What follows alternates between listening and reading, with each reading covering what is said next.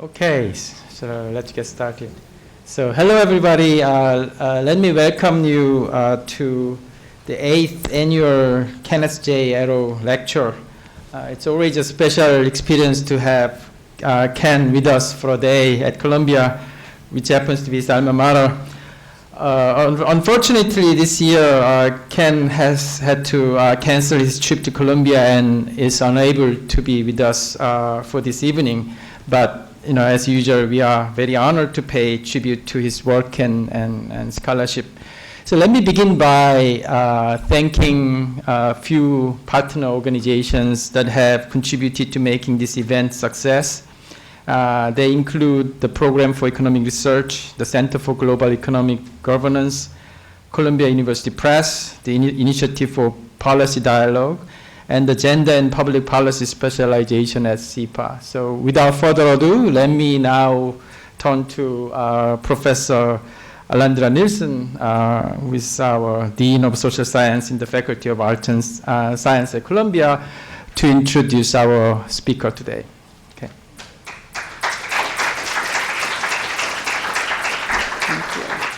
So good evening. It's a pleasure to welcome you all here this evening. The Kenneth J. Arrow Lecture Series honors Kenneth Arrow, who's a Columbia alumnus and one of the foremost thinkers in economics of the last century. As Yoon Koo mentioned, Professor Arrow is unable to be here this evening, but we're honored to pay tribute to his scholarship and his work. Professor Arrow's work had shaped the course of economics for the past 60 years so deeply that, in a sense, every modern economist is his student. His ideas, his style of research, and breadth of vision have been a model for generations of the boldest, most creative, and most inventive economists. His work has also yielded seminal theorems such as general equilibrium, social choice, and endogenous growth, proving that simple ideas can have a profound impact in the academy and in the world. The Kenneth J. Arrow Lecture Series highlights economists from Nobel laureates to groundbreaking younger scholars whose work builds on Arrow's scholarship as well as his innovative spirit. Tonight, I have the honor of welcoming you to the 8th annual Arrow Lecture, which will be given by Professor Claudia Goldin, the Henry Lee Professor of Economics at Harvard University. Professor Goldin is also director of the National Bureau of Economic Research's Development of the American Economy Program. She is an economic historian and a labor economist. Her wide-ranging research interprets the present through the lens of the past and explores the origins of current issues of concern. Her book with Larry Katz, The Rates Between Education and Technology, is a history of economic inequality and the role of educational advances. Her current work has focused on college women's achievement of career and family and the increase of women's employment in their later years. Goldin is past president of the American Economic Association. She is a member of the National Academy of Sciences and the American Philosophical Society, as well as a fellow of numerous other honorary societies.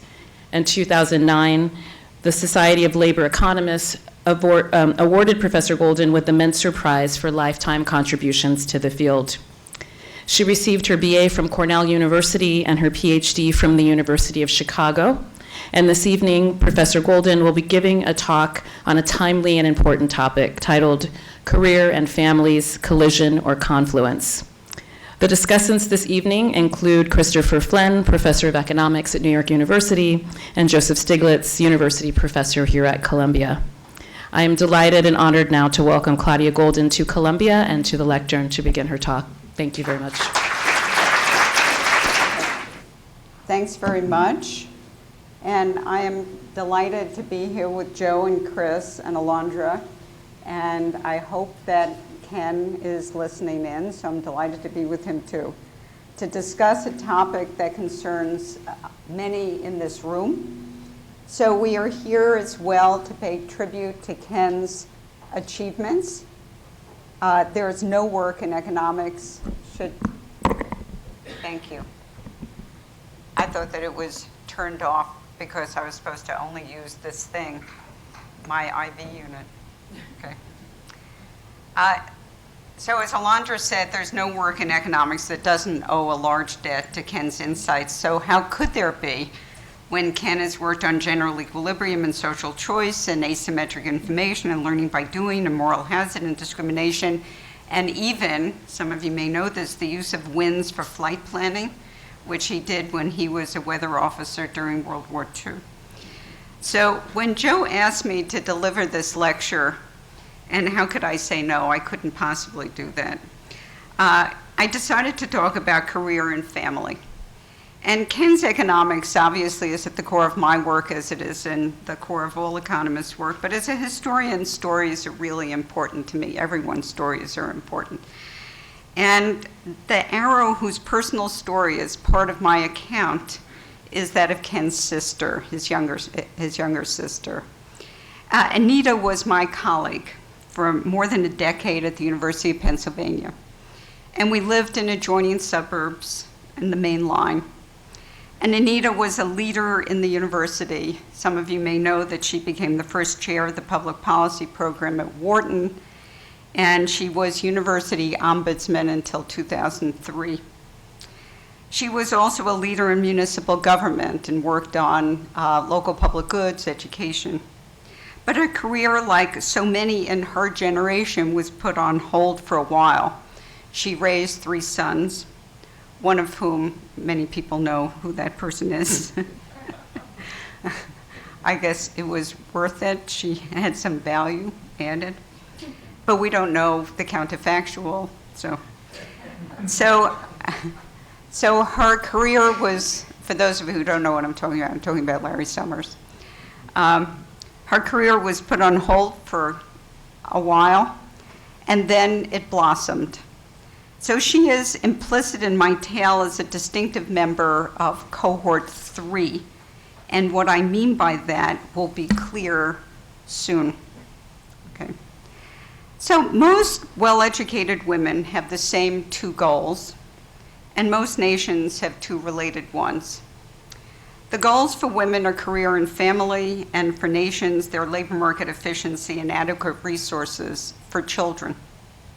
And for many nations, it's to increase fertility, period. So my talk concerns why the twin goals of career and family are today in greater conflict than ever before, and what can serve to resolve the conflict. So let me make it clear that there's always been a collision course between career and kids. It's nothing new. But what's new is that it has greater force now because of many things. There are more female college graduates, a lot more. There are more who are planning careers, and there are more who, in the career-oriented group, who are planning to have or have had kids. So these issues have received a lot of attention recently. Consider, for example, the fanfare around Anne-Marie Slaughter's recent book, the California Fair Pay Act, which was passed this summer, which will go into effect in January of this year, an announcement by Netflix of unlimited parental leave policy, which no one seems to understand what that means.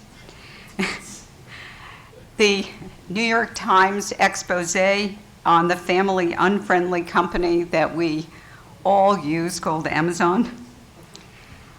More recently, Mark Zuckerberg's recent announcement of his lengthy paternity leave, but we don't know who's taking over at Facebook. And Hillary's hint at a national plan for 12 weeks of paid family leave. So it's all over the news. Okay. So many believe that the 2 goals can be furthered through various fixes. But policies that fix women by making them better at bargaining or better at competition or better at whatever it is, or policies that fix infants by expanding family leave, or fix daddies by changing social norms through paternity leave. So my little androgynous man looks like he was a fixed daddy, actually. That isn't what I meant, okay? Or fix managers by making them less biased. These address what I call the low-hanging fruit, okay? And it's fine to pick the low-hanging fruit. No problem there, low cost. But it's not going to do that much to advance women's ability to combine career and family. What would do a lot is if the costs of temporal flexibility are reduced. Okay. So what do I mean by temporal flexibility? I mean an amenity that allows employees to work fewer days per week or fewer hours per day, or even better yet, work particular hours. But the cost to firms of the amenity is really important. Just allowing this is not enough. If the amenity is expensive, these costs are going to be imposed on those who take it in terms of lower earnings, in terms of fewer promotions. We know that there are lots of countries that we think of as being wonderfully family-friendly, and which have a lot of policies that allow women to do this. And we also know that in those countries, we find very few women in managerial positions. So those policies that mandate flexibility may not be entirely beneficial to all employees, okay? So there's no simple solution. So if you wanted a simple solution, bye-bye, okay? If there were a simple solution, we'd be there, okay? But the landscape is not that bleak. Many firms and some occupations have actually succeeded in reducing the cost of temporal flexibility, and many of these are in today's growth sectors, in technology, in science, in health. So information technology has improved the ability of employees to be better puzzle pieces for each other, to pass information from one employee to another with very little loss in fidelity. That's really important. If you can just pass on all this information, then we'd sort of be there. If you had a puzzle piece, then we'd be there. We just wouldn't have any problems. If you wanted to take your kid to the dentist at 11 o'clock, just call in your puzzle piece, no problem. Okay. And also to create effective teams of substitutes rather than teams of complements. We know teams of complements are really good, so we're never going to get rid of those, but more teams of substitutes. The more linear pay is by time worked. What do I mean by that? Simply, I mean that someone who works 60 hours a week gets twice what someone working 30 hours gets. Not 4 times, not 8 times. Okay, so the more linear, the cheaper is the amenity. Okay. So I'm going to begin with the 3 factors that have made the collision course greater today than ever. I'm then going to offer a brief history of career and family and give you estimates of how success has changed across cohorts and within cohorts. The good news, okay, there is good news. Success at career and family has improved across cohorts and a lot within cohorts. Bad news, success at younger ages is still low. I'm then going to ask how we can do better and show that the gender gap in pay by occupations differs according to time demands, and these time demands are the things that conflict with family time. Today I'm going to speak only about women at the top of the distribution of education, college graduate women, which I'll tell you today are about 45% of all women, so it's a pretty big group. There are, of course, similar but different issues facing those below. Okay, first off, why is the collision course of greater importance today? Why am I talking about it? Each of the components that I mentioned is at an all-time high. The fraction of women graduating from college, the fraction of those with career ambitions, and this comes as a surprise to a lot of people, the fraction of those who are going to have a birth or have had one. Okay, first, there are more college graduate women today. The fraction of women who have graduated college by 35 years old, and in everything that I do, I give people 35 years to graduate from college because I know it takes people sometimes a long time, so don't worry. If you're below 35, you could still graduate from college. So today it's around 38%, and by some very simple extrapolations, it's going to increase to 45% for the group currently 25 years old. Okay. This is an interesting graph that I'm not going to go through, but that people look at this and say, what's that silly blippy for the men? Remember that on the horizontal axis is year of birth, okay? And those are, in fact, Columbia was a very, very important part of this. Those are the guys who were escaping the draft by staying in school. So the great sit-ins at the 68, 69 at Columbia were because the feds came here to check, were these guys still in school? So that's a whole other story. Okay. Second, once again, here the horizontal axis is a contemporaneous year. More college graduate women have career ambitions than ever before. Currently, 24% of BA women, people who have gotten a BA, and 29% of the men have successfully pursued the highest advanced and professional degrees. And you can see for women, this is just increasing.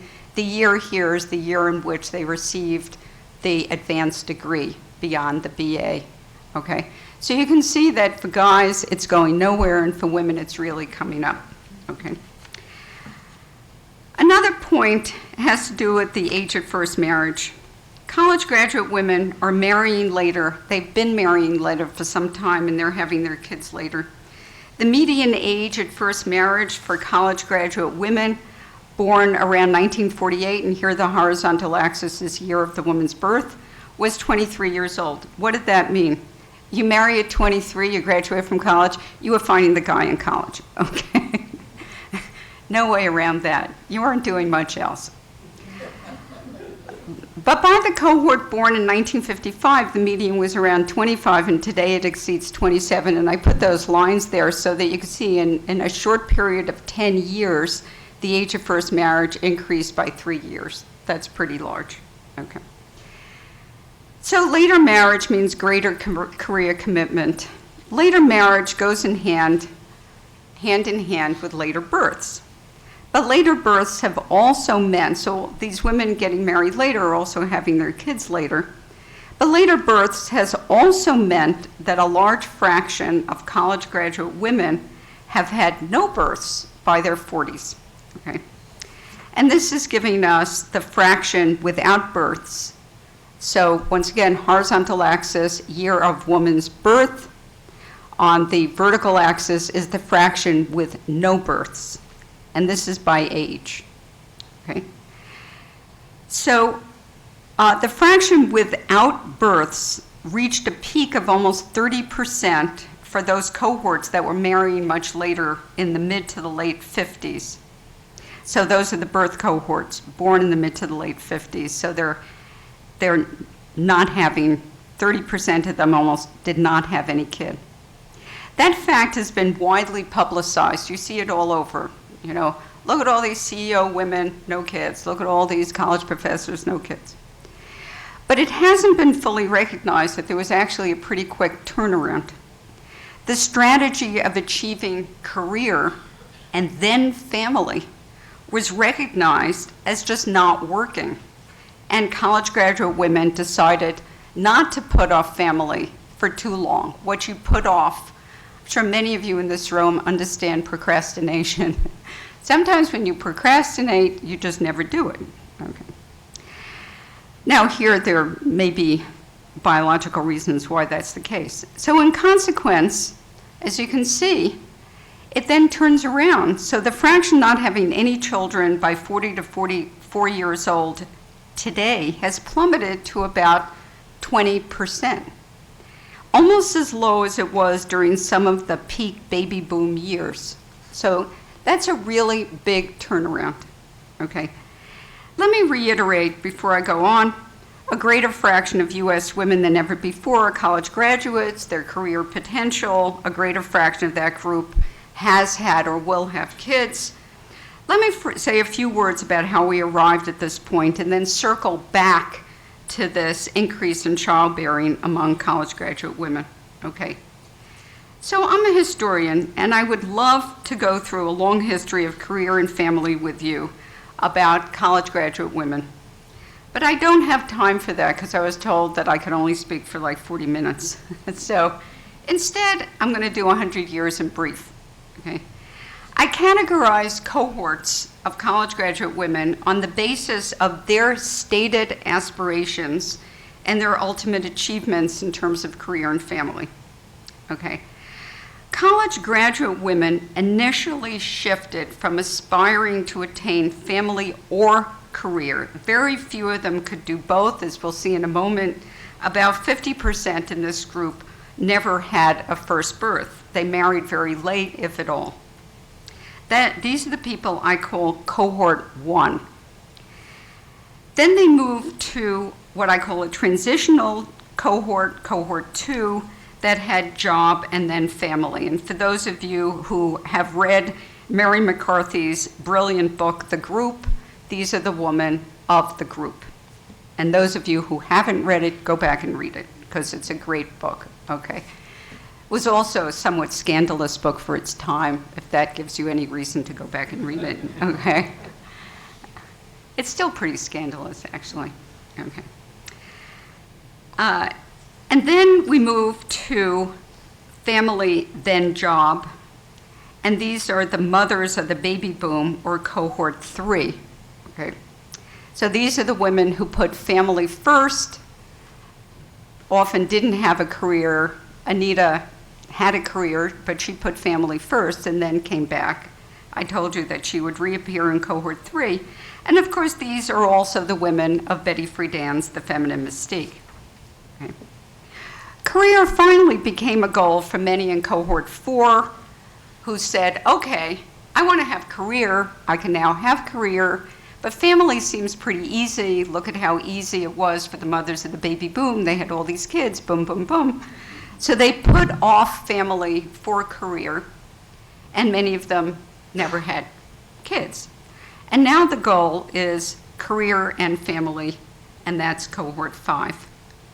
So to see how I arrived at some of these cohort boundaries, let's look at the fraction with a first birth by age and by birth cohort.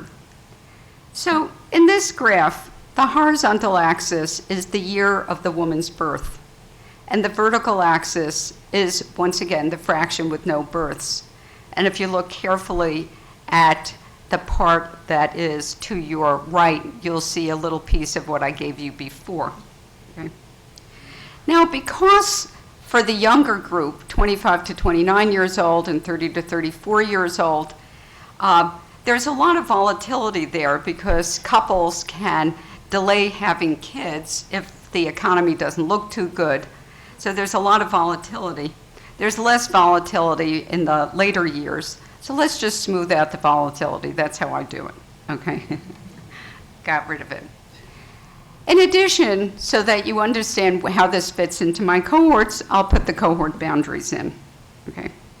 So you can see that the fraction without a first birth was exceptionally high for cohorts 1 and 2, even at their older ages. You can see that that purple line, the 40 to 44-year-old line, is above 50% for some of that period. And then it goes down. The no birth fraction then plummets, reaching the lowest levels with the mothers of the baby boom. That's cohort 3. And you can see that the purple line, so that's the fraction not having births by the time they're 40 to 44, reaches about 17, 18%.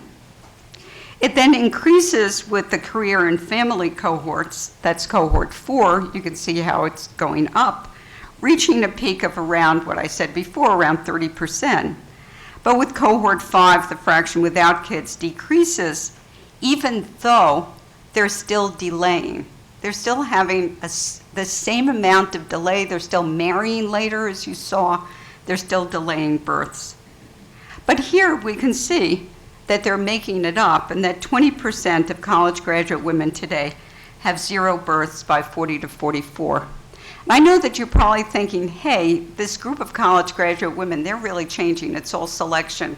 It isn't selection. In the paper, I actually have data going back to the 1880s from Radcliffe, Harvard, and I can take it up to about 1990s, okay? And you can see that it tracks this almost perfectly. So it's not, oddly enough, it's not selection, okay? So I don't have time here to address why there was a changing demographic. I do elsewhere think pill, it's greater access, changing expectations of young women regarding future labor force participation.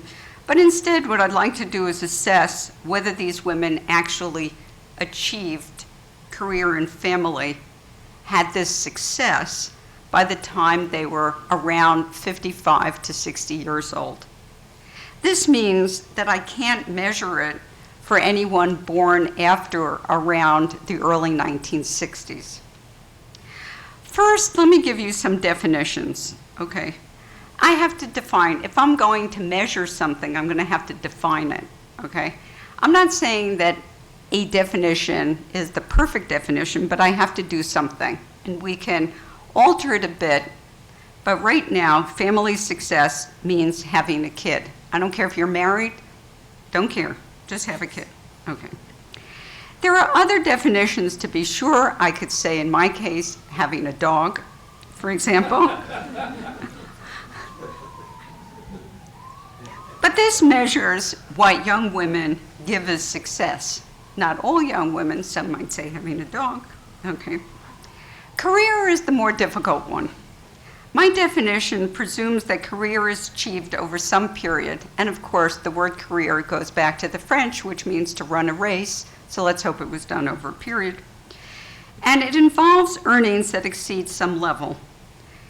In my work here, I've used the health and retirement study. In some other work, I've used the NLS Y79, but the health and retirement study is quite extraordinary. And I can link it to Social Security earnings data. I can link it to W-2 earnings, which is even better, which are highly reliable earnings data. Okay, that's not income, but it's earnings. I define career as having earnings for women at least at the 25th percentile for men. Those data come from the CPS. And the men are working full-time, full year. They're in the same age and the same educational brackets. The condition must hold, remember it's running a race, for each of 3 years in each 5-year period, for at least 3 years in each 5-year period. So that's a pretty low bar, okay? I chose the 25th percentile because it is approximately the median for women, okay? So it's a pretty low bar, so let's see what we get from that. So this diagram and the various bars, there are 4 bars for each of these birth cohorts, and each of the bars is for a different quinquennia, different 5-year period, okay? So I divide the sample into 4 birth cohorts. These span cohorts 3 and cohort 4. Career and family success advances by birth cohort, as you can see, and it increases within each cohort of women. Note that career and family success, and here what I'm measuring is the combination of career and family, not career separately. It's the combination of career and birth. So career and family success advanced, as I said, and note that it was minuscule for cohort 3 when it was younger, or even when it was older. It was greater for cohort 4 and even greater for the older members. And by the way, the increases over time for the oldest, I should say the youngest cohort here, 1951 to 57, most of that increase is not coming from increase in labor force participation. It's not an extensive margin, it's an intensive margin, okay? So are these success rates high or low? Well, the health and retirement study allows me to look at men too, and they serve as a comparison group, and the men have about a 50 to 60% success rate. So if I'm using the 25th percentile, if everyone was working full-time, full year, it should be around 75%, but then I demand that they have to have kids, etc. Okay. So if I want to see how women are doing relative to men, I could just take the ratio, and this sort of looks like the original graph. So relative to college graduate men, the success rate of college graduate women, you can see advances considerably over the cohorts and within each cohort. In the most recent of the cohorts, about a third of the women, 35 to 39, achieved success relative to men, but women 50 to 54 years old had a rate that was about 60% that of men. That is, women greatly narrow the success gap with men over their lives.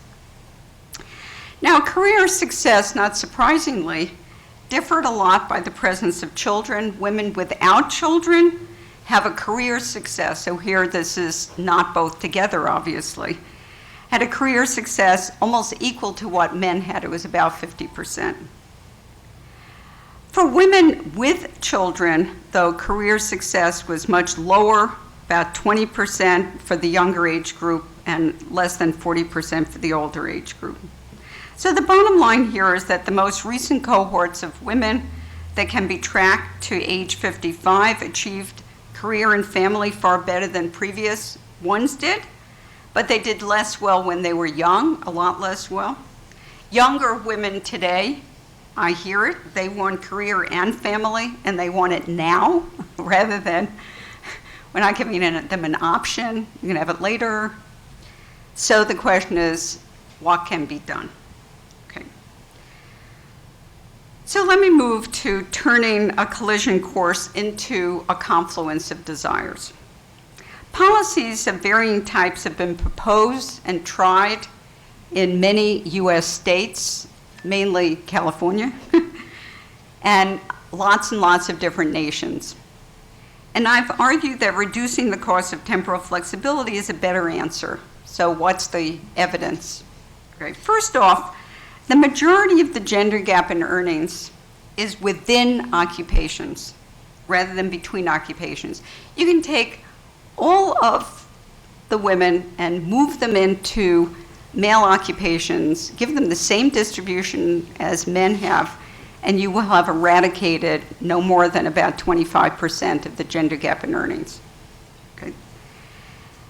So most of it is between occupations, and this means that change has to occur within occupations. It's not just shifting people around.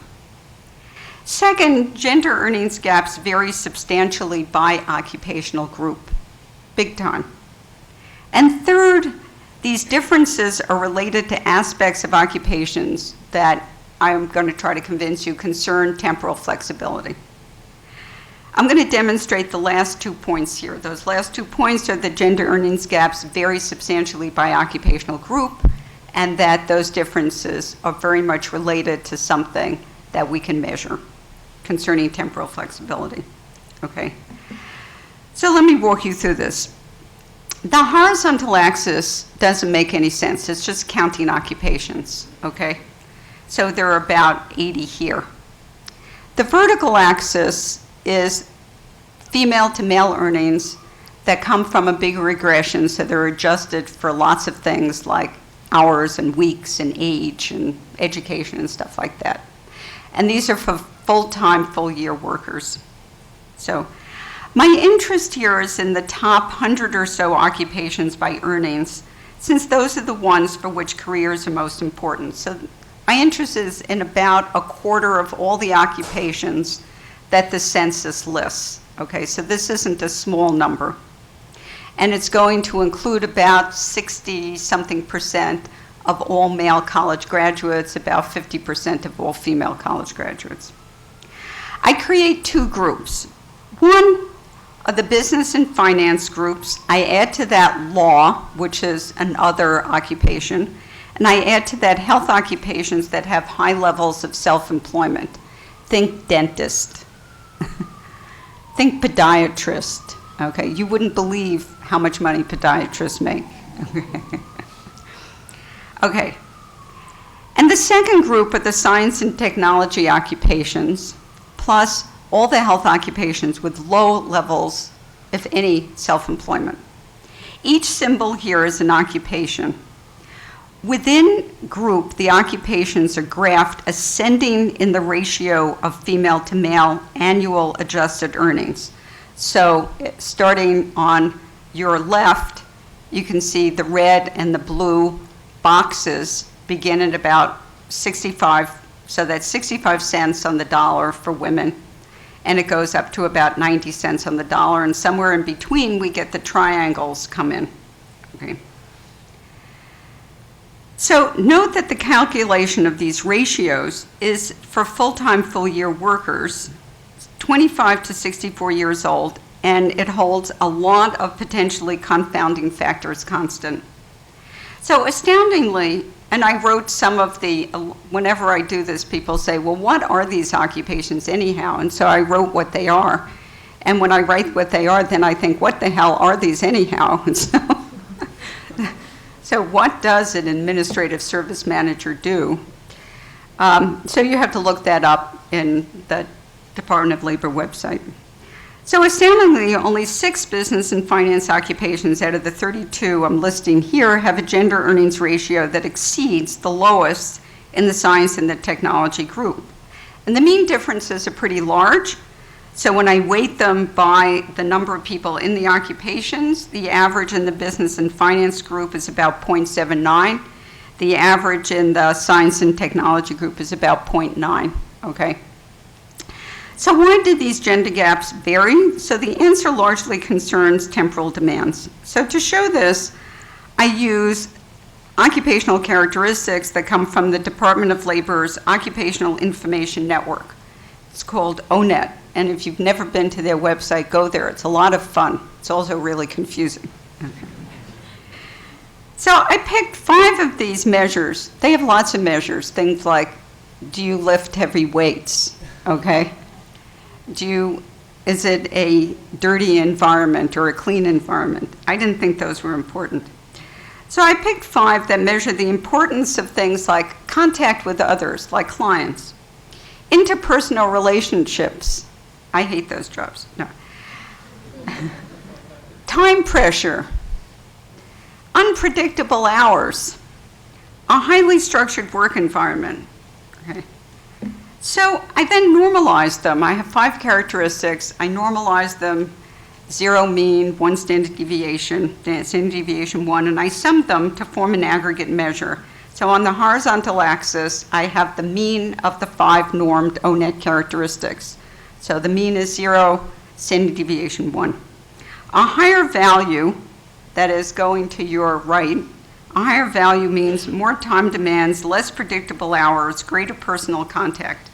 And as can be seen, the ONET characteristics have a strong negative relationship with the gender earnings ratio, and on the vertical axis is the same ratio as I had before over here. It's the same thing, okay? It's the same squares, the same triangles, they're just rearranged, okay? So you can see that it has a strong negative relationship with the gender earnings ratio, and a 1 standard deviation increase in time demands lowers the ratio by 5.4 percentage points. Okay.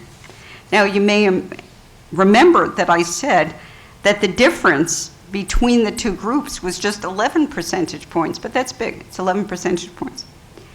In addition, the difference between the science and technology occupations and the business and finance ones in terms of this ONET set of characteristics is actually a standard deviation.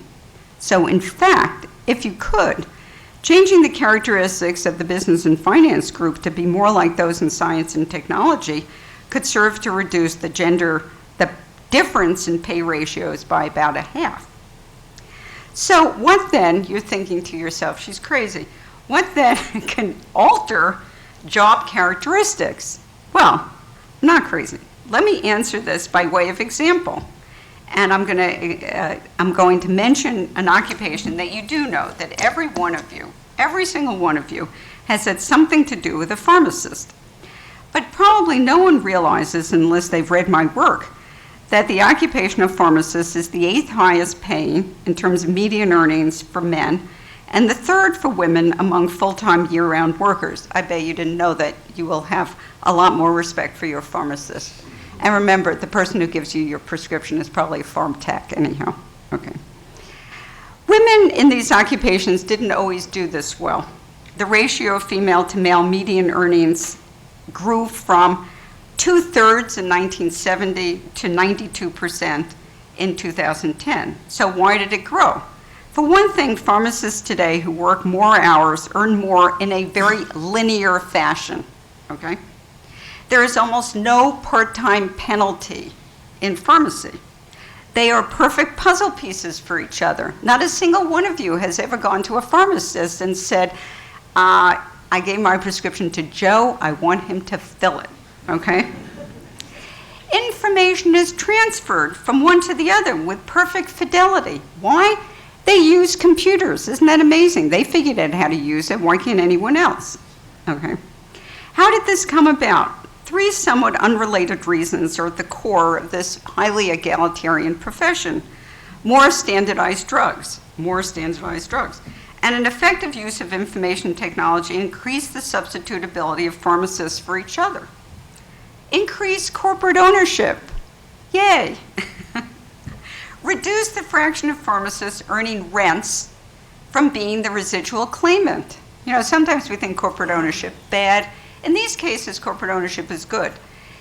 I assure you, in 10 years, when you go to the dentist, it'll be owned by some corporation. Veterinary practices are being bought up by corporations. Okay. Examples of other occupations that have successfully reduced the cost of substituting across employees by creating teams of independent professionals include anesthesiologists, obstetricians, some in the banking and real estate sectors, and discount stockbrokers. So why do fixing organizations and jobs matter so much to gender equity rather than those low-hanging fruit that I said you could pick?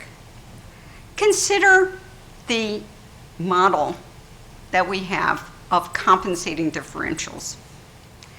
What if a fix the daddies policy actually succeeded in increasing daddy time with kids? We would all applaud. We'd get really excited. We'd jump up and down. We'd say those Swedes had it right, okay? But would we do that for long? That will increase the demand for the amenity of temporal flexibility, and it's going to increase its price. And women's earnings, in consequence, will probably decline relative to those of men who aren't doing 50-50, and there are a lot out there who aren't. And depending upon the fraction of men who also get the amenity, women's relative earnings can decline. Thus, the direction of change and the size of the gender wage gap will depend on the price of the amenity as well as the fraction of men whose preferences shift. If they all shift, great. If they don't, we're screwed.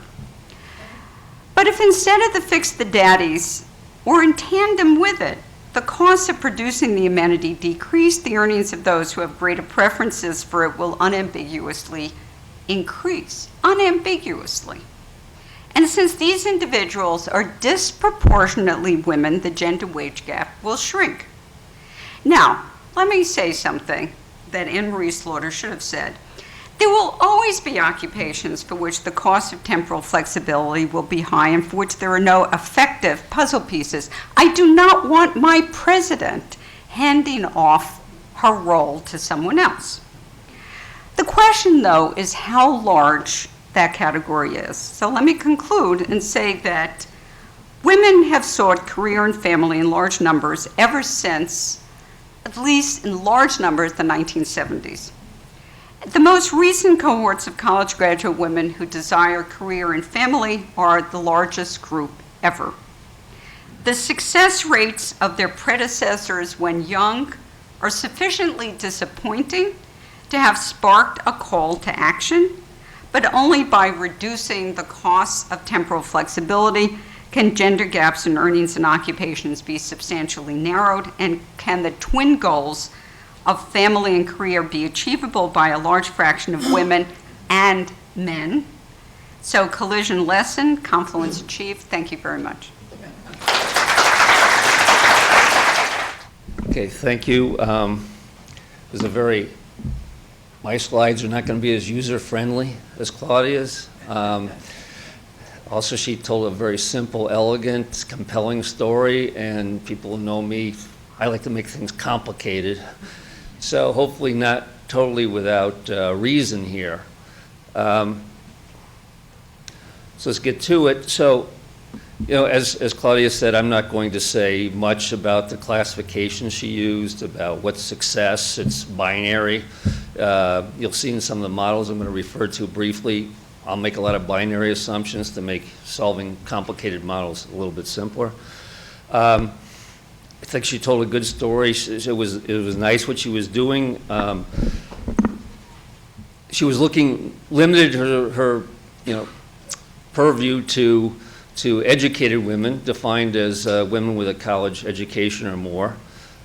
She had some story about how there's not selection, but that might not be the only group where you'd want to look for selection problems. But anyway, so it was a nice story. The end of it, which I'll have maybe more substantive things to say about, was more speculative about, there was this data analysis and discussion of compensating differentials and everything. I don't know which way things would go in equilibrium.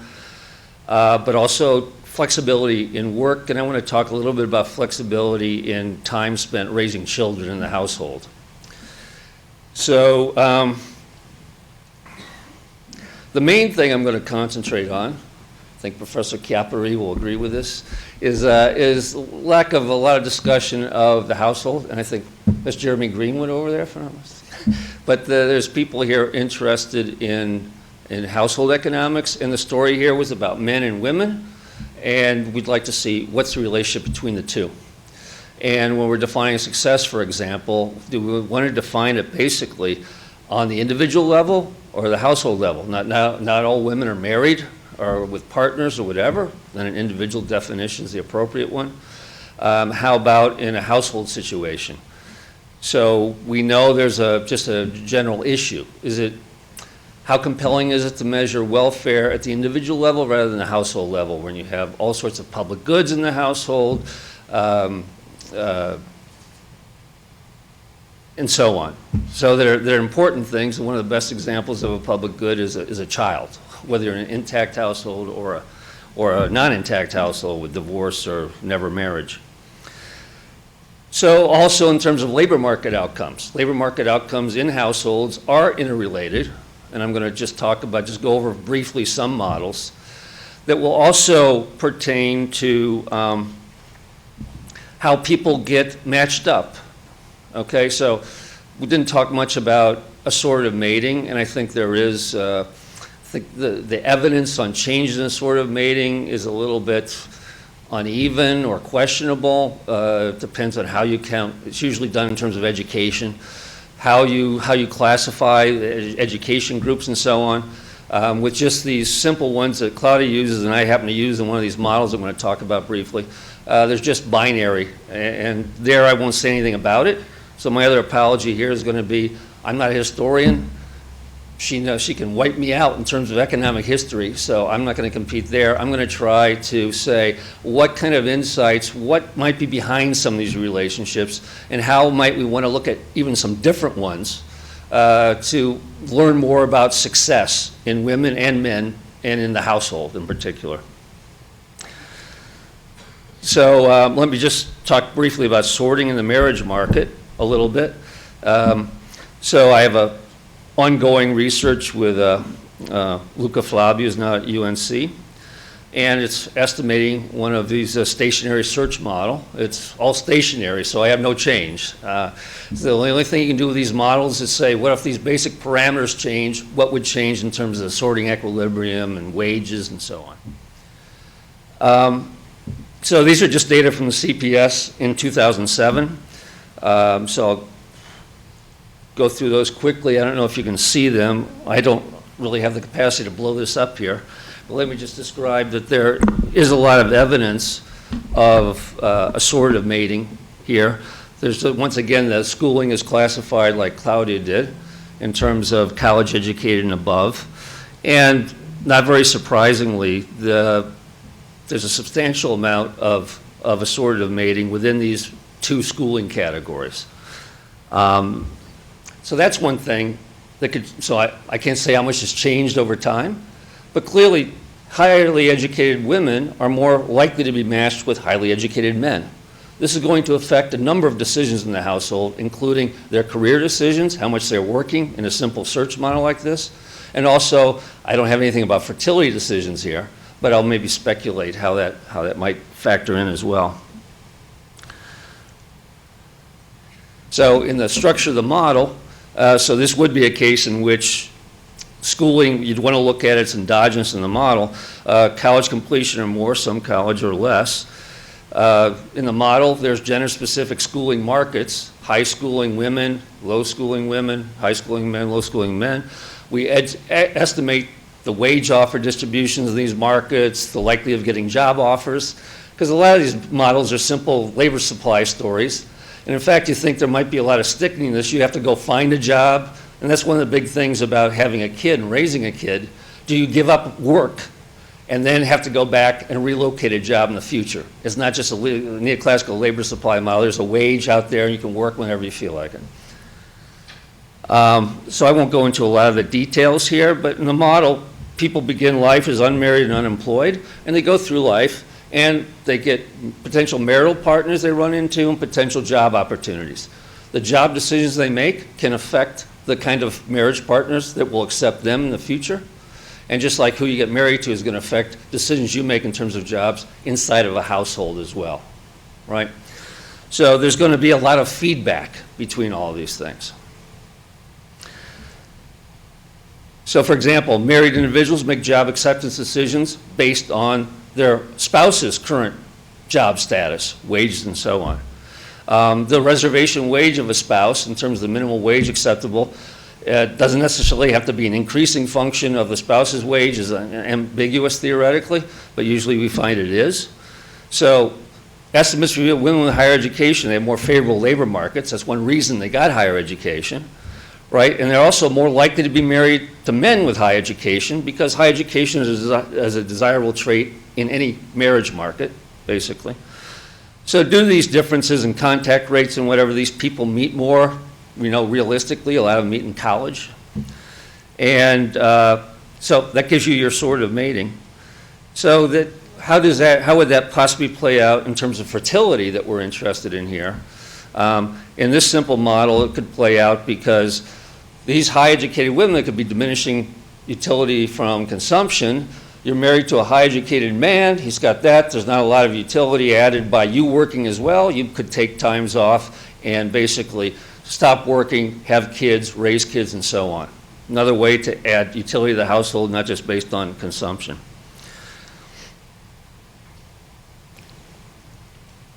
So let's say, but what's the relevance to this paper? So women of high education are more likely to be married to high schooling men with high wages. Model makes clear that the earnings distributions of married men and married women are simultaneously determined in equilibrium.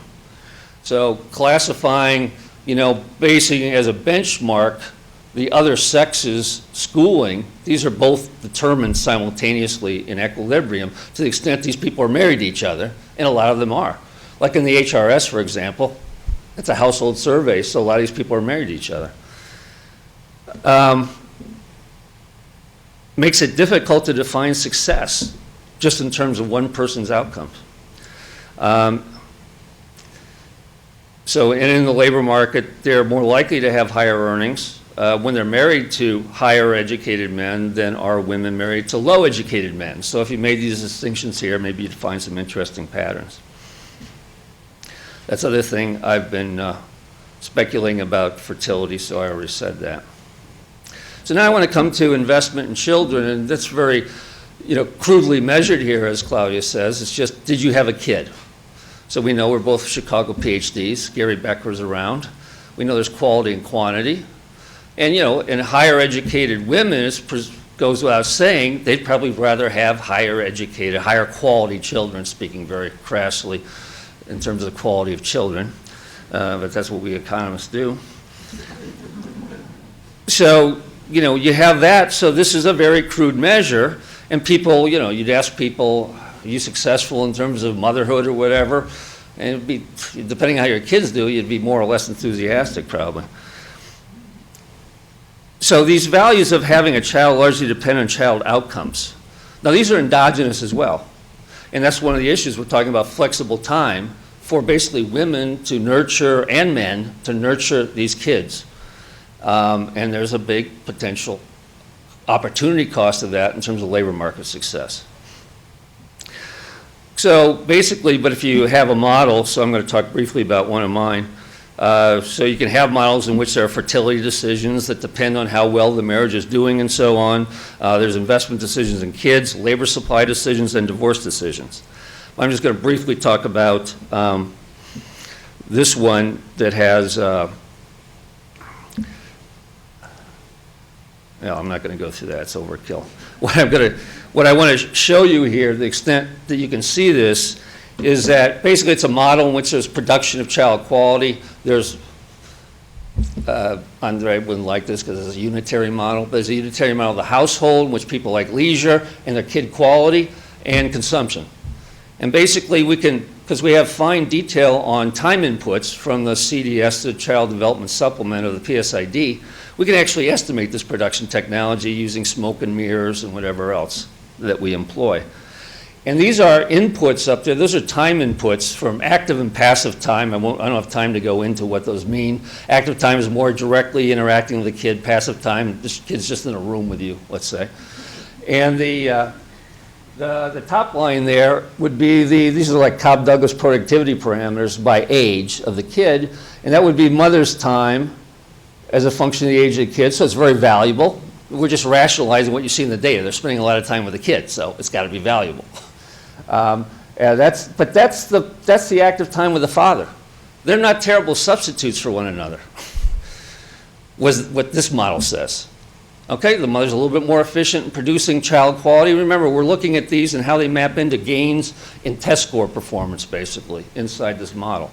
Those lower ones that don't show much of an age trend are passive time investment, just hanging around with the kid. So one that comes back to producing child quality is a function of the decisions of both people, right, in terms of investment time. And of course, there's also in this simple model, there's also labor supply decisions. So Claudia looks just at earnings, but earnings composed of wages and hours. So you'd like to distinguish between those things in some way.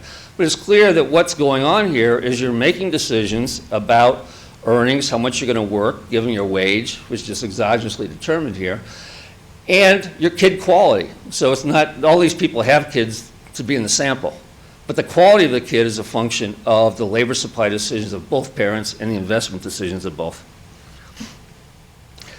Let me just say, I'm probably running out of time, just to get to the flexibility issue. So there's a researcher at Iowa, Alan Schoenbrut, good Irish name, who's used this kind of framework, used the same kind of data, but made a distinction. She said, let me look at the time people spend during what she calls traditional working hours, 8 a.m. to 6 p.m., Monday through Friday, and all other time.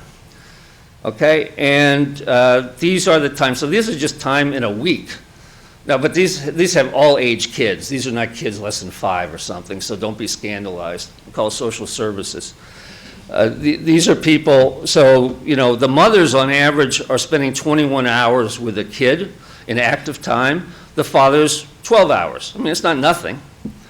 Passive time, about the same, but the mothers are spending a larger proportion of their time traditional work hours. But the point here relating to Claudia's argument about flex time is, flex time has to help out with both spouses, basically. Both spouses, are they willing to take up the slack? Because, fathers have to be willing to change these investment times, time they spent with the kid, in order for these things to work right. Because right now the mother's doing all this stuff during the day, but she also does a substantial amount of stuff outside those hours. Is she going to reallocate her time she spends with a kid to daytime or whatever? How does that interfere with school schedules and so on? So there's something to think about there. Parental leave policies, and I'll conclude with that. So one thing about parental leave, Claudia alluded to also, and we talked about before the event, was that a lot of people are scared to use them. So even in Europe, you have a right to do this, but what kind of a signal is that about you, right? There's asymmetric information. They're trying to infer your type based on whether you're availing yourself of this opportunity. So Sweden has gone so far as to make it mandatory to get rid of that and try to take the stigma away from it. But these are real issues, and even if you say to the males, okay, you've got to spend time away from work, is that actually going to change their behavior in the household or not?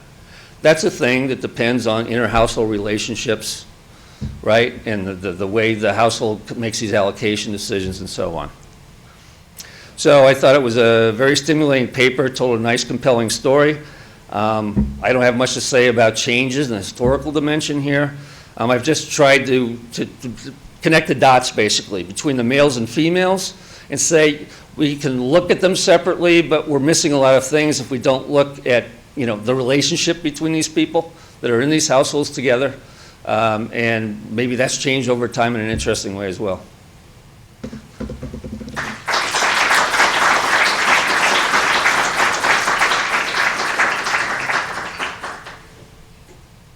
Well, first let me thank Claudia for coming here and giving such a wonderful lecture.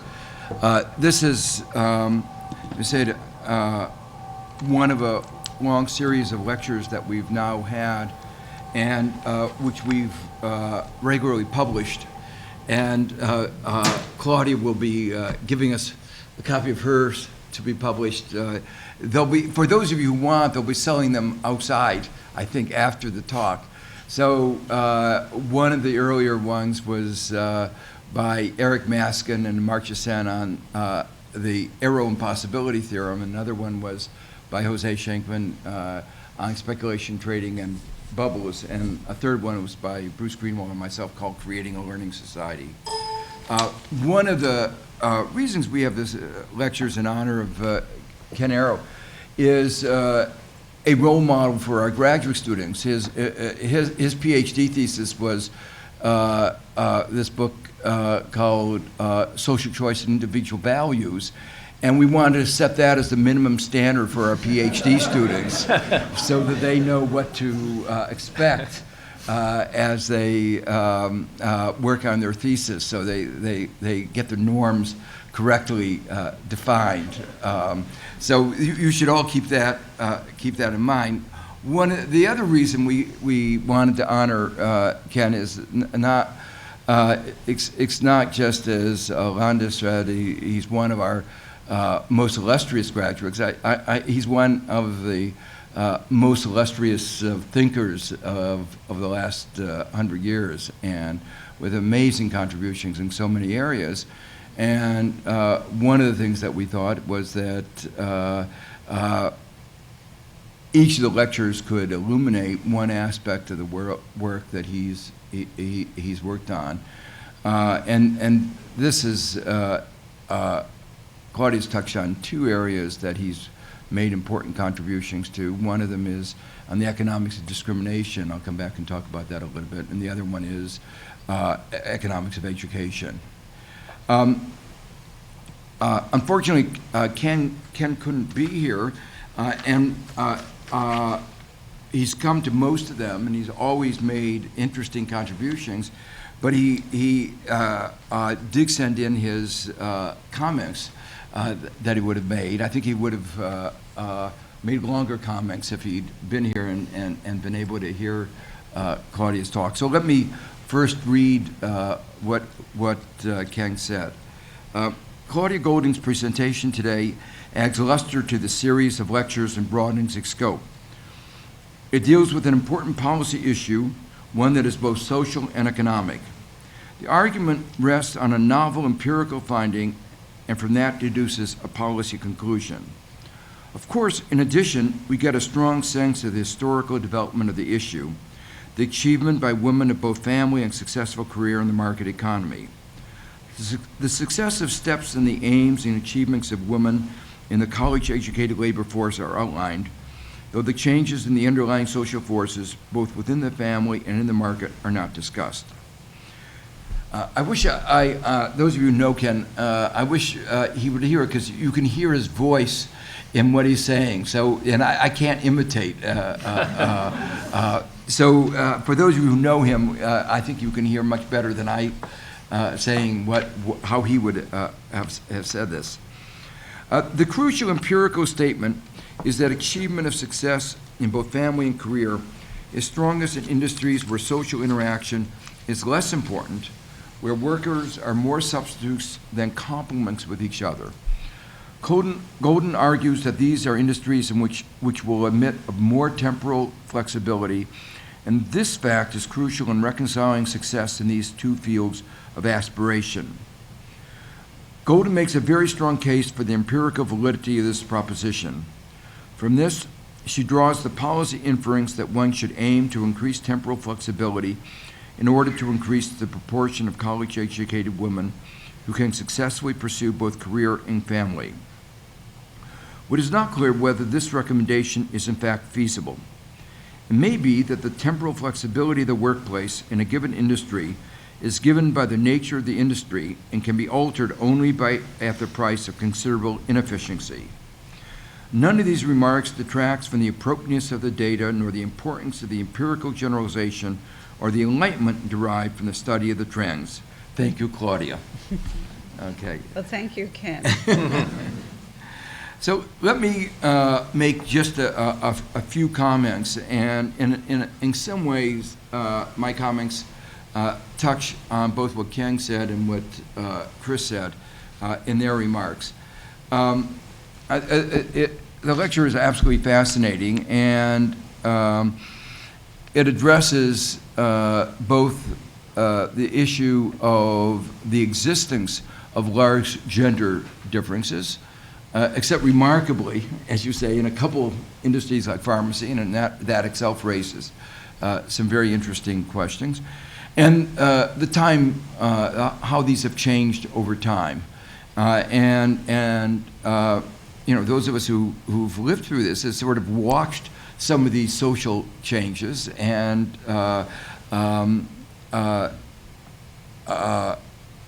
this, in a way, Claudia's talk helps document that some of the things that we've sort of felt were going on were in fact going on. But of course, there's a lot of other things going on, and what I'm going to try to come to in the end is view on policy, where I think I differ a little bit. Not that, maybe I'll go to the bottom line and then I'll go back. So I agree very strongly with Claudia that one should make what efforts one can to change the nature of the way the workplace is organized and increase flexibility. And I think I agree very much with what Chris said, is that there are obviously interactions between the husband and the wife, and these are flexibilities that are important not just for the woman, but also for the man, and thinking about how the family interacts, and I'll come back to that in a second. But I think, and I agree with Ken, I think those are going to be very difficult changes to take place. And I don't think, Claudia didn't fully address this, I don't think they're going to happen on their own, and I think there is going to be a need for some compulsion, some incentives, some regulations to move that. But the fact that I think that this is going to happen very slowly and only with a lot of force, a lot of incentives. I don't want to sound too controlling. Means that one also has to push very heavily on what Claudia described as low-hanging fruit, because that low-hanging fruit may be low-hanging, but no one's been taking advantage of it has happened very slowly. So that, and I think that's probably more true in the United States than in some other countries. So my view is that these disparities are both very large and very consequential, and that one wants to use all the instruments, and that in some sense we don't have to fully parse out the relative importance.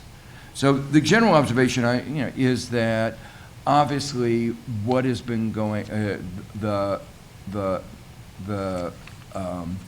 differences, the gender differences, and the changes are affected by social forces, by political forces, by changes in technology. and also changes in economics. And it's going to be very hard to fully parse the relative importance. I think Claudia's tried to make a very compelling case that technology is a driving force, and I think she's done that. But I think some of these others are also driving forces.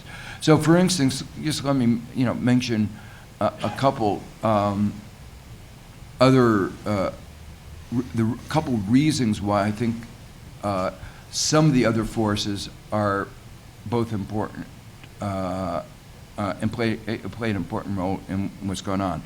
One of them is that Chris correctly, I think, describes, in a sense, a family decision-making process, and where allocation of time is important. One of the things that we know has happened over, and this is not, I'm not focused, I haven't seen the data looking at college graduates, and Claudia probably has, over the last 45 years, one of the distinctive things that's happened in the United States is that the hours worked in the household has increased. And obviously that's affecting all kinds of decisions. The second thing that's very striking is that incomes in the middle have not been doing very well. Median income of a full-time male worker is lower than it was more than 40 years ago. Women have done a little bit better. So obviously there is something going on in terms of incomes over this very long period where people had expectations of incomes going up, and those expectations were not being satisfied, and one would have expected some kind of responses to that. And you get a lot of responses in terms of people saying we have to, work more hours because our incomes aren't doing very well. But then if the household is working more hours, which very different from Europe where the households are working less hours per year, then something is going to change in household dynamics. Now, that brings me to a second element that, I fear to tread on this because Claudia knows more about all these things than I do, but I think discrimination plays a very important role. And one way of testing that hypothesis is the fact that we know that there's a lot of racial discrimination in our society. And you can't explain racial discrimination by technology, flexibility. I mean, that just exists, and we know it exists. And so you get these huge differences across races that are persistent, differ across industries, but clearly are not related to technology, but are just related to old-fashioned discrimination. And so public policy has played some role, but not a successful role as we would have liked in reducing the scope of discrimination. So it is certainly plausible to me that there is gender discrimination as well, that and that gender discrimination then is manifests itself in part by the structuring of the workplace. So it's not just the workplace has the structure. I said technology is part of it, but there is there are choices being made, and those choices may reflect, you might say, I say discrimination or ordering the world in ways that benefit one group relative to the other. And then this comes back to, Chris was very sensitive on this issue about how we model the family. And there are two theories that he was hinting at. One is the family of the unitary family, where they're making social choices as if they were maximizing a social welfare function. The other one is it's a bargaining model. And I think the evidence is overwhelming that the bargaining model provides a better description. Again, I'm treading on other people's fields, but be careful. What? I find some of the evidence that I've read on the bargaining model more compelling. If what's going on is the bargaining model, what that means, of course, is the evidence in those who've looked at bargaining models is that it has to do in part with relative incomes. And so, in some sense, what is going on in the family and the structure of the family is affected by the relative wages, and those relative wages are, they're determined simultaneously, which was basically the kind of story that Chris was trying to say, and I find that very, very persuasive. And both of those are affected by public policy in the sense that we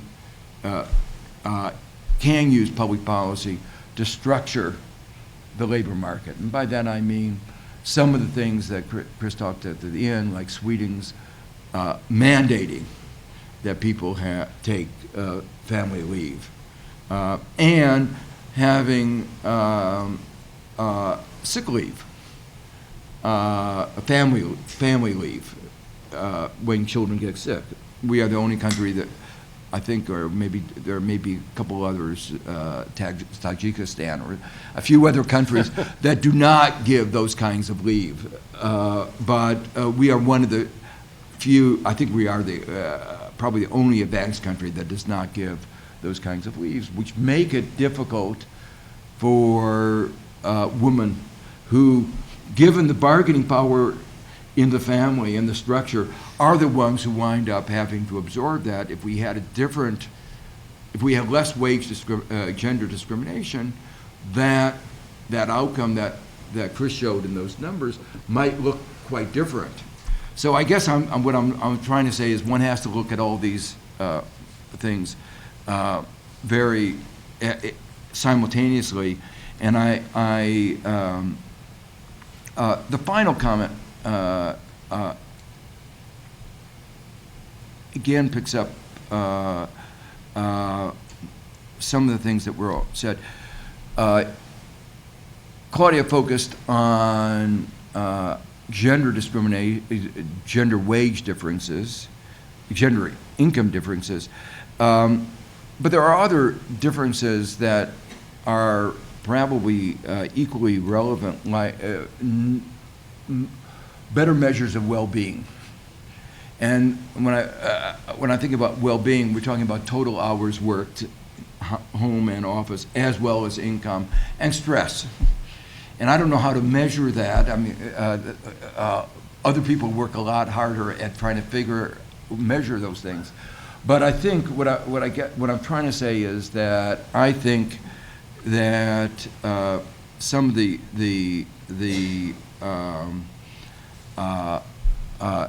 issues that are hinted at by in the discussion of gender discrimination are only hints of broader kinds of differences in gender treatment that get reflected in all kinds of stress. So just let me end by saying thank you again, Claudia, for your inspiring. I think it makes all of us think about these issues.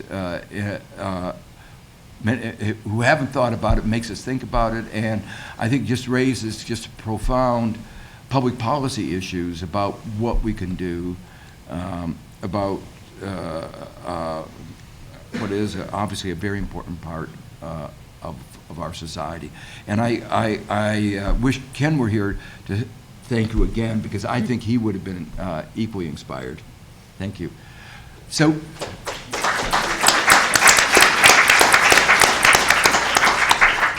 We have about half an hour for questions, and the first question, I'm told, comes from Ana Gabriela Gonzalez from SIPA's Gender and Public Policy Concentration. Okay.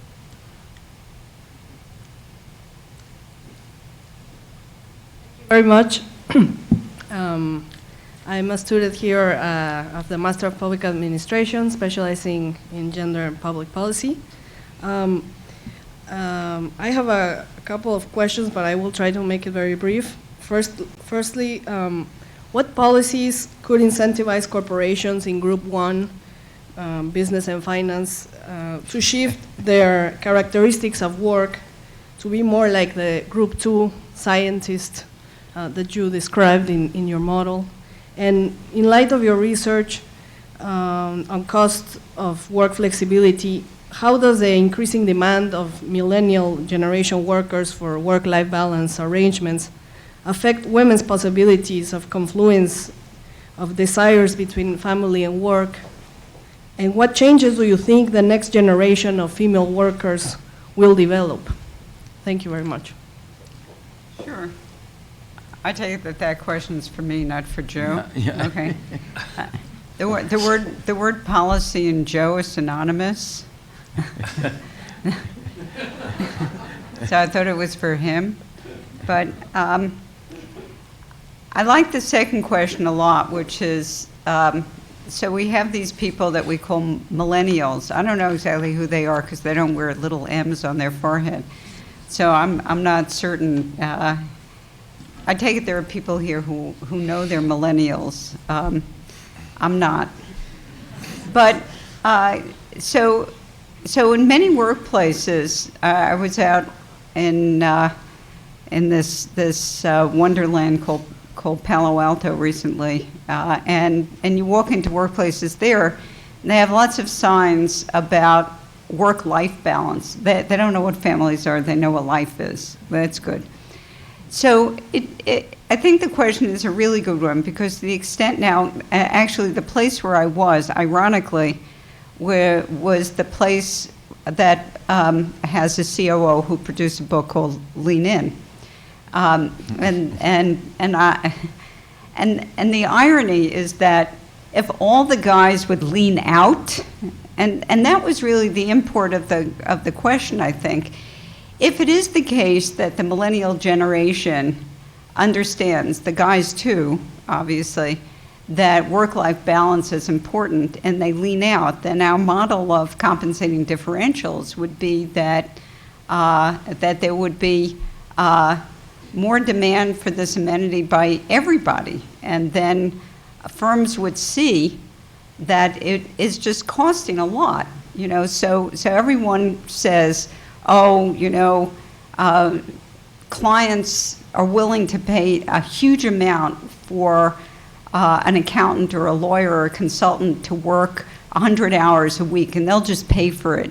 Well, we're economists. We know that demand curves slope downward, and supply curves slope upward. So if the price of these things gets really high, firms find ways of getting around it. So I think I've sort of addressed the two questions, that it is very important in the answer to this difficult question, that everyone be part of the caring society, that everyone sort of not lean in but lean out a bit, that everyone care about work-life balance. And if that's the case, then firms come up with their solutions themselves, because the price goes up. And when the price goes up too high, then firms say, gosh, we're going to have to change things. I'll give you an example. No one thinks that Bank of America is a corporation that doesn't adhere to the various aspects that Joe alluded to, that I thought was very interesting, that there's, if we know there's discrimination again in race, there's got to be discrimination in sex too. That's what he said. And therefore, these companies are really formed by individuals who are forming them in their own image to do things their own way, okay? I think that Joe would agree that Bank of America probably belongs in that group, right? Right. Well, Bank of America, so I'm one of these stupid people who has a checking account with a huge balance, okay? I'm sure there are other people in this room. Maybe Joe has one too. And so Bank of America is really happy with me, so they gave me a personal banker, okay? They gave me my own personal banker, and then one day I got a note. But of course, this personal banker isn't going to be there 24/7. They're not going to pay this dude that much to be there. So they sent me a note one day, and they said, congratulations, you now have 5 personal bankers. And they are each a perfect, they didn't put it exactly this way, but it sort of said, and they are each a perfect substitute for each other, and you can call at any time and ask for any one of them. Okay, so they got around it because it became very expensive. So I rest my case.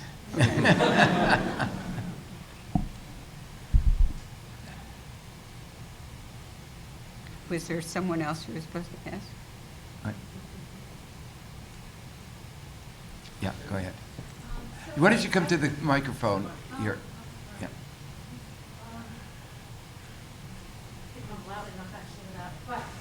I'll use the microphone. I just wanted to applaud Claudia Goldin's work because I thought her work on cohorts, seeing the cohorts, was really, really interesting. And also, I think it's very important that she also said, I think you said this, that you didn't really care whether or not they were married or not. What you cared about was, did they have a kid and did they have career success? And of course, career success is very hard to define, but it was so interesting to see the models, family first, then career, or career first, then family, because I know even on a personal level, watching my mother do one and me do another one, and now watching my nieces, and I guess my daughters one day, to see what happens with them.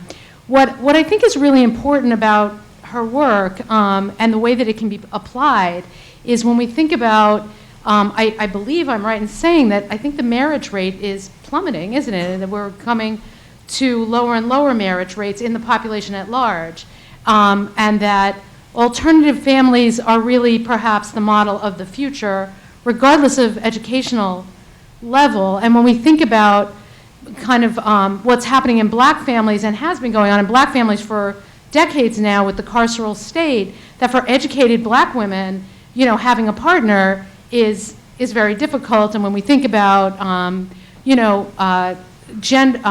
sexual preference, that partnering. So I was wondering if you had thought at all, when we think about, you know, success in the career and having a child, right? So these are the goals, right, say for the average woman, educated or not, but we can stick with highly educated. You want success in your career, you want to have a child. Do you want to add in as another possible look for research in the future, the ability to partner, regardless of who that partner is? You know, because the single parent family has become so prevalent. Will it, in the future, will it be even more difficult to partner, and will that continue to be a goal for women? Thanks very much. So this raises a set of issues that if we had another month we could cover, which is the bifurcation of the American family, which goes hand in hand with increasing inequality, okay? So if we think about this bifurcation, there are those who are marrying late or partnering late, but will at some time, and those who will not, but still have kids. That is the big bifurcation.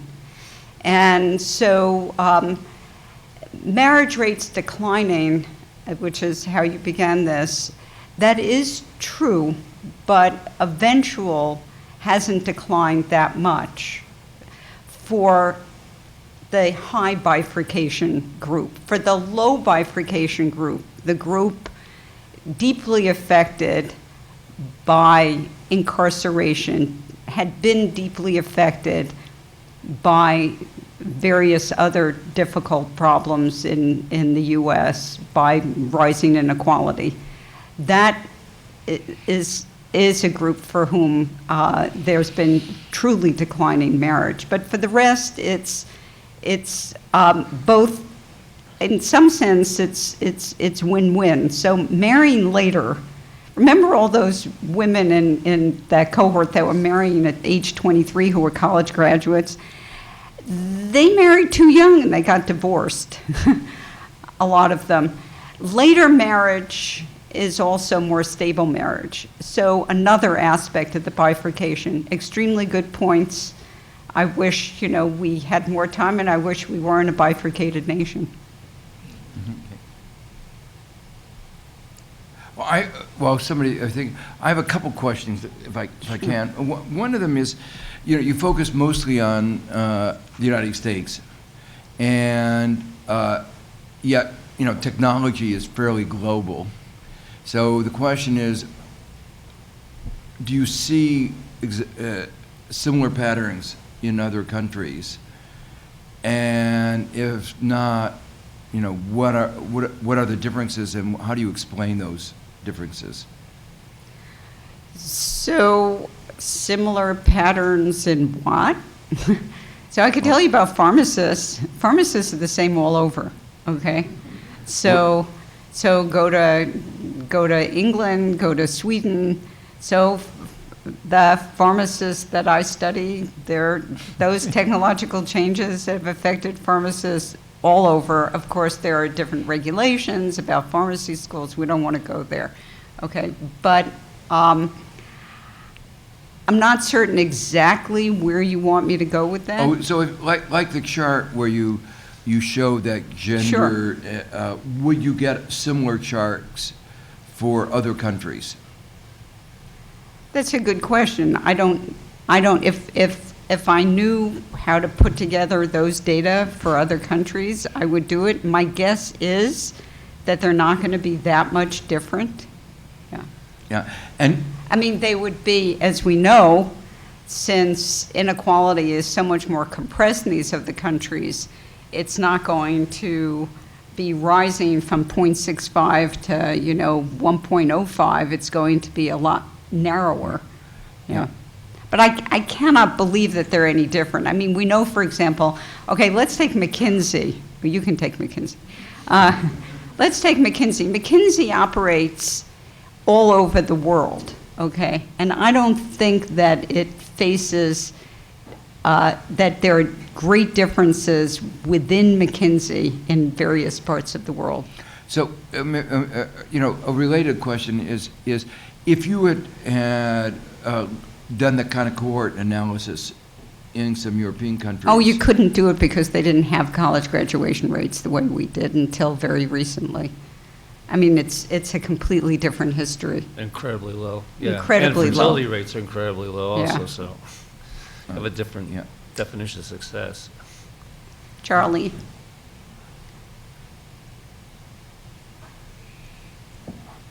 Hi, Claudia. Great lecture.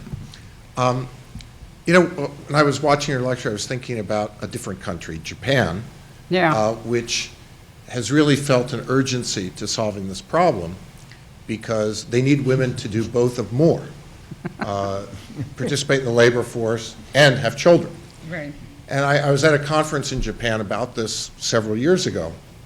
And it's interesting because the solution that they were, and I think did it, that they were sort of moving toward is very much Professor Flinn's solution. They said, well, the problem is we need to give women more bargaining power in the family, and the problem was that they were at risk from divorce because they didn't share, they didn't have the same rights for inheritance. And so if you're at greater risk of not being able to share the family pie, then you don't want to take risks that have to do with having children, right? If you're therefore going to have to rely on your own earning potential rather than this joint one. So it seems to me like one way to test this question of whether this bargain within the family is very important is to look across countries or maybe across U.S. states at rules about how family pies are shared. And I'm just wondering, is there some there to, and anyway. Do you want to? Well, I mean, there's one study of this kind of thing by Alessandra Buena, for example, but that's just about savings and there's no children in it. So one of the biggest things about households is children, I would argue, more than houses or financial assets. And she does a very nice job of just looking at that, how state laws of inheritance, what happens in divorce. In the case of divorce, how that affects savings decisions, basically before and after divorce. So she finds differences there, but it's not about children per se, which is, I think, we'd all agree with is a much more first-order kind of problem, and no one's looked at that in a lot of detail, maybe a little bit. I wouldn't say we have any definitive empirical I'd like to estimates. go back to that wonderful piece it's in the JEP a couple of years ago by Feirer, Sacerdote, and Stern called When Will the Stork Return to Europe and Japan? And it's really a great piece. And so it thinks about this historical development in the following way, that that there are countries in which women, so let's begin at some beginning period, in which women, weren't in the labor force. We're very traditional. Men are in the labor force. Women have kids. Fertility is high. Female labor force participation is low. Women work in the household. Real division of labor, specialization.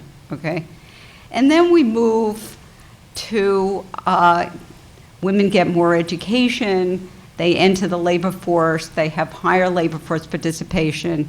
But the work in the household still falls on them. Fertility plummets, okay?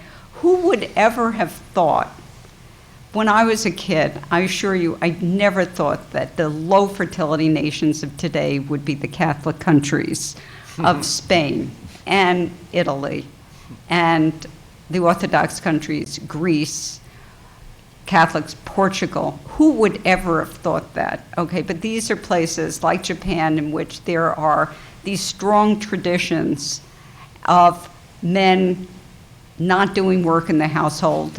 Women now are working, and so they're at this low point of fertility. And then moving up in terms of development are the enlightened countries of Northern Europe, maybe not Germany, of Northern Europe and the United States. Canada is a little dicey, in which women are heavily in the workforce and there's more contributions of men in the household. Certainly in terms of parenting, we see that, and therefore fertility rates have not plummeted so far. So that's the sort of model that I like to keep in mind. They're not telling us exactly how you move from one to the other, but we can see sort of a historical evolution in that manner. Japan is like a basket case, though. Yeah. Go ahead.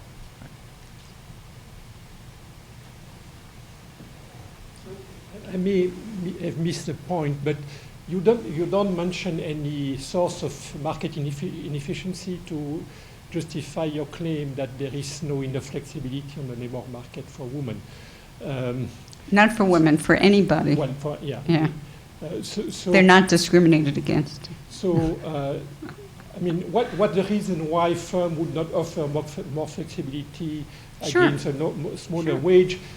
And if yes, I mean, maybe the alternative interpretation of what you say is, in fact, there is no market inefficiency, but you want to impose more flexibility as a way to reduce gender inequality, which is not exactly an inefficiency.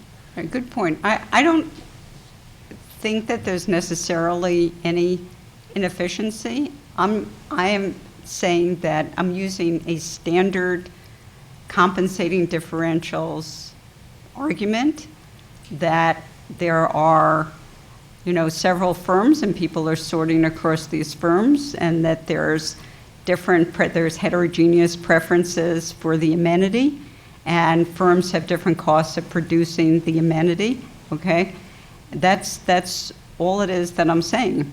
So if you can change the cost of producing the amenity, that's going to flatten out that functional form, and that's it, okay? If there, if in fact the costs of producing the amenity are just extremely high and it's very rigid, and that's what I said before, that there are people who say, oh, my clients demand someone 100 hours a week. Well, if that person is now $6 million a week, they're going to find a way around it, that's all, okay? Not necessarily any market inefficiencies. Joe's model is a market inefficiency in which these firms have been put together by discriminatory individuals who are protecting themselves, and they're sort of preventing the cost of this, the price of this amenity from falling. Okay.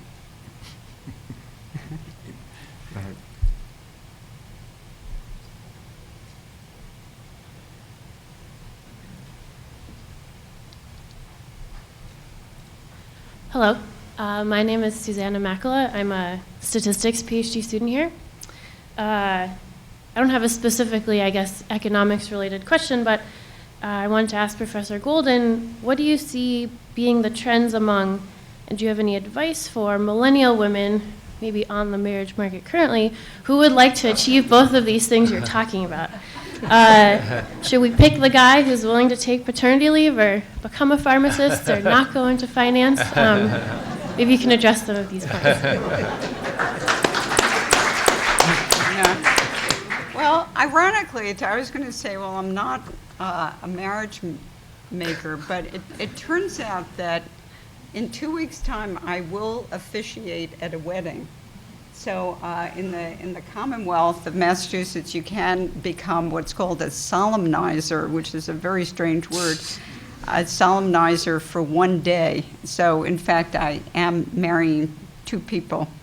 So therefore, I should be able to give advice, of which I have not that much. But you know, one of the best parts of Lean In was when she said, marry the right guy. And I think that is the case. I think that that's the best advice that was offered. Okay, so marry the right guy. Now, on the other hand, let me just get back to the issue that Chris raised on family optimization and the increase in positive assortative mating. So one of the issues there is that marrying the right guy used to mean marrying up and making certain that you married the best in terms of education and earnings ability. If the price of the amenity is really high, then these couples face a real cliff, because if he cuts back, their incomes can plummet by 6 figures, okay? So one of the things that we saw in the data that Marion Bertrand and Larry Katz and I used on MBAs, and also in the data that I used on the University of Michigan law students, is that the best and the brightest women positively, assortively mated with the best and the brightest guys. They face this huge cliff, and the best and the brightest women pulled out of the labor market, okay? Mm-hmm. So be careful, okay? As my model would predict. Exactly, yeah. And my final statement is simply that in one of a very long-running show that had lots of young people, which probably no one here remembers anymore, which is Sex and the City, people remember good. Okay, then you'll remember that the most educated woman married the bartender. Okay. Claudia, did you want to make any other comments on Chris's comments? No, it's okay, I just did. That's your advice? Yeah. There were, Thanks. So thank you for your lecture. First of all, I wanted to provide a clarification, if I may, regarding Sweden. By the way, I'm a assistant professor of economics at Barnard.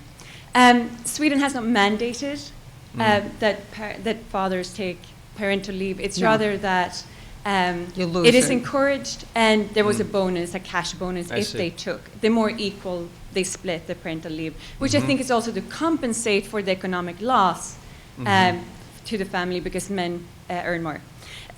But my question was regarding your suggestion, Claudia, about leaning in or leaning out, actually. So I wonder if men lean out, you're saying that the cost of flexible work hours would get too high for everyone. Now, what do you suggest instead so that we can increase men's involvement in childcare? What do I suggest should be done to them? She had a picture to neuter them, I think. Well, there's now more and more evidence. There's a very interesting piece on Quebec, for example, on the QPIP program, there's lots of different pieces of evidence that when you have, it's not mandated, but it's use it or lose it policy, that we have very small amounts of information. This is one, some of you may know of this work, that when you have such a policy and you sort of jumpstart it, and then men realize, well, I'm now sort of bonded with this kid, and there's also a bit of a battle between parents about, you know, does the kid reach out for you or reach out for me? And now the kid is actually reaching out for dad, you know, knows who the dad is, and so policies like that. This paper on Quebec showed that within, so she could only look 2 years later, and it looked like there was some stickiness to it. So that seems to be good, okay? But we do see, and this was hinted to in various comments, we do see that among the more educated in the US, men are spending more time with their kids. That's very, very good news. More time with their kids when they're up until they're 5 years old, for example, more time. So something seems to be working, okay? I don't know. I don't feel that I am very good at stating what policy. You know, I have someone to my left here, appropriately, who believes that he can state policy and that he can sort of declare what should be. And I have someone here to my right who was educated in the same institution I was and knows that one should never use the word should. Or need. Or need, that's right. So I don't have a policy. Thank you. Okay.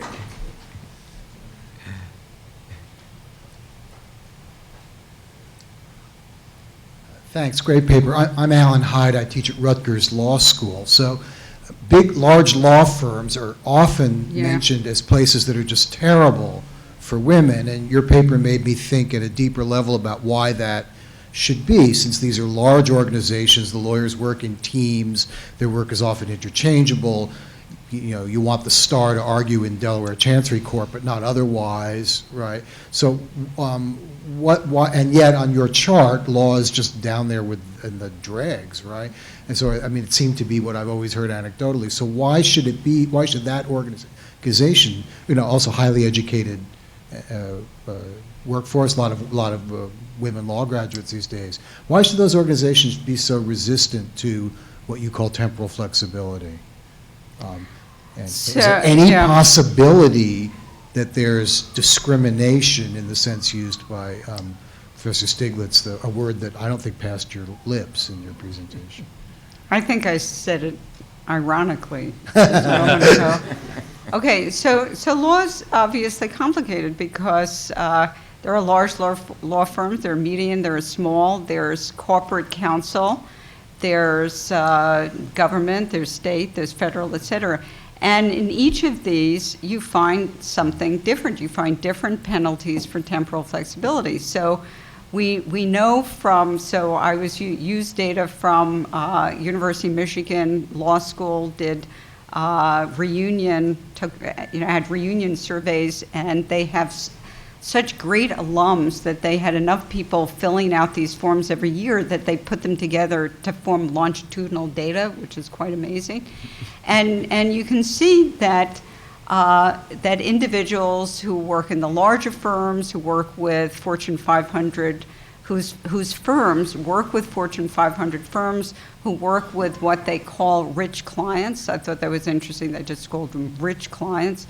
That they have higher hourly rates. So they have you can trace out the nonlinearity. So for the smaller law firms, corporate counsels, for which you find these amazing puzzle pieces, it's much lower. So it's a very, very good question. There are Joan Williams and her various colleagues have written book after book about what can be done about this and why it exists. And I'm not the expert there, and I can't tell you exactly why it exists, but some of it is this notion that the client says, I want a lawyer, and I want that lawyer, him, there 100 hours a week, and that's it, and you just pay the person a tremendous amount more. So I think that certainly, if there was one occupation to study, it would be that, sure. Especially with a huge number of women in law school, The right? huge- Over 50%, right? Isn't it? No, it's slightly less, but and they all become corporate counsel, and they all work for the smaller firms, et cetera.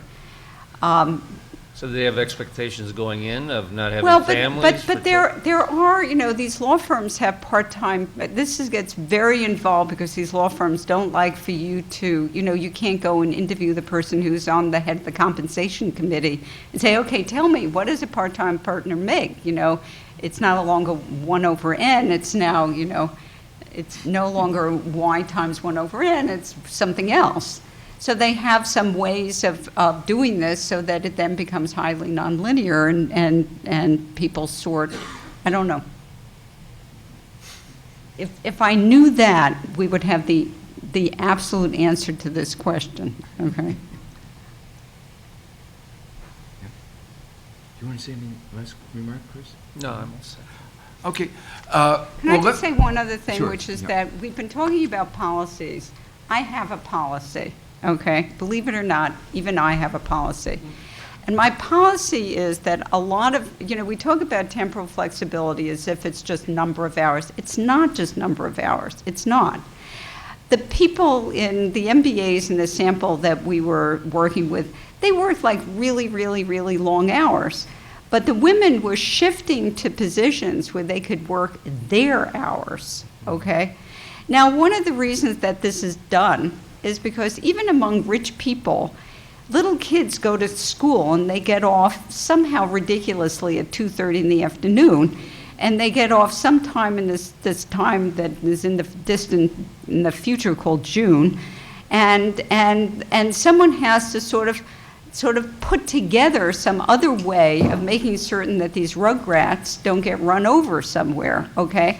We already have a policy on the books. Historically, we've always had schools, okay?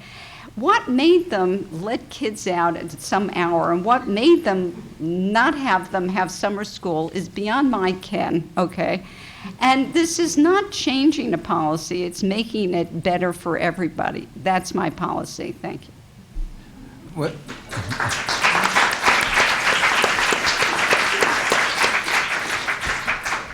Well, let me just thank you. Also, your last remark does suggest that there is some societal structures like those that determine our education system that lead to the kinds of consequences that you were talking about. So that's the sense in which I think, that policies, the rules by which our economy work and our society, including the education, does have effects on the gender wage gaps and differences in well-being.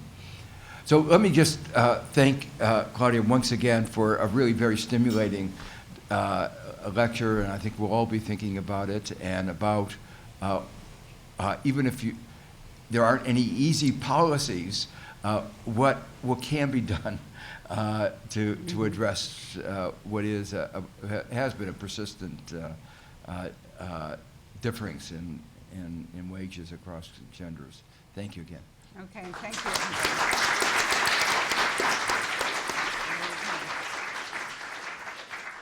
And just a note that the